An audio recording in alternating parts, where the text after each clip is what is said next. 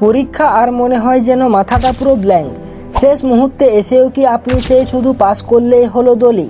বন্ধু, যদি আপনার মনে এই ভয় থাকে যে রাতের পর রাত জেগে আমি পাস করতে পারবো তো, তাহলে শুনুন, আপনি একা নন। কিন্তু আজ আমি আপনার সেই ভয় চিরতরে দূর করে দেব। আজ আমি আপনাকে পরীক্ষার প্রস্তুতি এবং পরীক্ষার হলে পাস করার 5টি এমন গোপন ও সহজ ট্রিক শেখাবো, যা জানলে আপনার টেনশন 50% কমে যাবে এবং পাস করা আপনার জন্য জলের মতো সোজা হয়ে যাবে। যারা টপার হতে চায় না, শুধু ভালো রেজাল্ট নিয়ে পাস করতে চায়, তাদের জন্য এই ট্রিকগুলো একটি লাইফ সেভিং ফর্মুলা। চলুন দেরি না করে শুরু করি। Tips number 1, the power of high value topics. আমাদের প্রথম এবং সবচেয়ে স্মার্ট ট্রিকটির নাম হলো প্যারেটো প্রিন্সিপাল।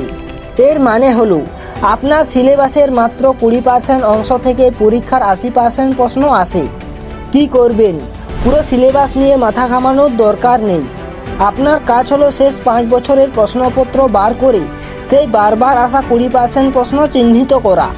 এই 20% অংশ হলো আপনার হাই ভ্যালু টপিকস। পরীক্ষার ঠিক আগে শুধু এই 20% অংশকে ফোকাস করুন।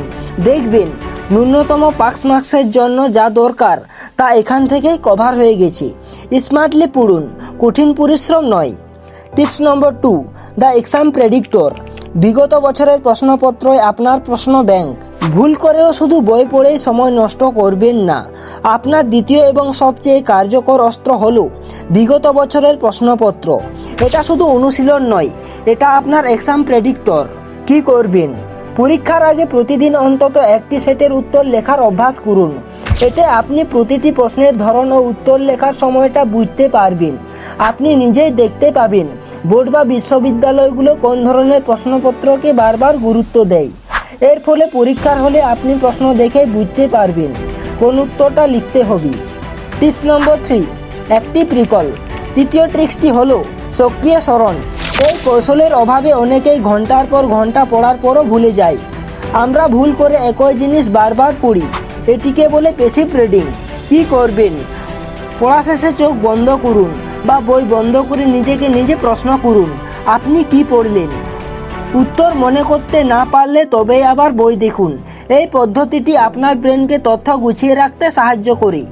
ফলে পরীক্ষার হলে প্রশ্ন দেখলেই আপনি উত্তর মনে করতে পারবেন। মনে রাখবেন, বারবার পড়বেন না, বরং বারবার নিজেকে যাচাই করুন। টিপস নম্বর 4, স্মার্ট প্রেজেন্টেশন। পরীক্ষার খাতায় স্মার্ট প্রেজেন্টেশন। পাস করার জন্য পরীক্ষার হলে লেখাটা খুব জরুরি। আপনার চতুর্থ ট্রিক্সটি হলো স্মার্টলি প্রেজেন্টেশন। কি করবেন? উত্তর লেখার সময় পয়েন্ট ব্যবহার করুন। প্যারাগ্রাফের চেয়ে পয়েন্টে লিখলে শিক্ষকের চোখে সহজেই উত্তরটি ধরা পড়ে। গুরুত্বপূর্ণ শব্দগুলোকে হাইলাইট বা আন্ডারলাইন করুন। সবচেয়ে জরুরি, শুরুতে যে প্রশ্নগুলো উত্তর আপনি সবচেয়ে ভালো জানেন সেগুলি দিয়ে লেখা শুরু করুন। এতে পরীক্ষকের মনে আপনার সম্পর্কে প্রথম থেকে একটি ইতিবাচক ধারণা তৈরি হবে। Tips number 5, the power of reset. ঘুমের সঙ্গে আপোষ নয়। শেষ ট্রিক্সটি হলো আপনার শরীর এবং মনকে গুরুত্ব দেওয়া। 5 নম্বর ট্রিক্সটি হলো ঘুম ও জলের শক্তি। কি করবেন? পরীক্ষার আগের রাতে কমপক্ষে 6 ঘন্টা পর্যাপ্ত ঘুম জরুরি। কারণ আপনার ব্রেন ঘুমের সময় দিনে সমস্ত তথ্য গুছিয়ে রাখে। ঘুম না হলে সব এলোমেলো হয়ে যাবে। আর পরীক্ষার হলে আপনার পাশে সবসময় 1 বোতল জল রাখুন।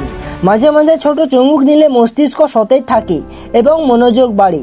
মনে রাখবেন, আপনার ভালো থাকা মানে আপনার পরীক্ষার ভালো ফল।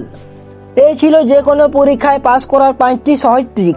শুধু এইগুলি মেনে চলুন আর দেখুন কিভাবে আপনার ভয়ের মেঘ কেটে যায়। আপনার লক্ষ্য আপনি পৌঁছাতে পারবেনই।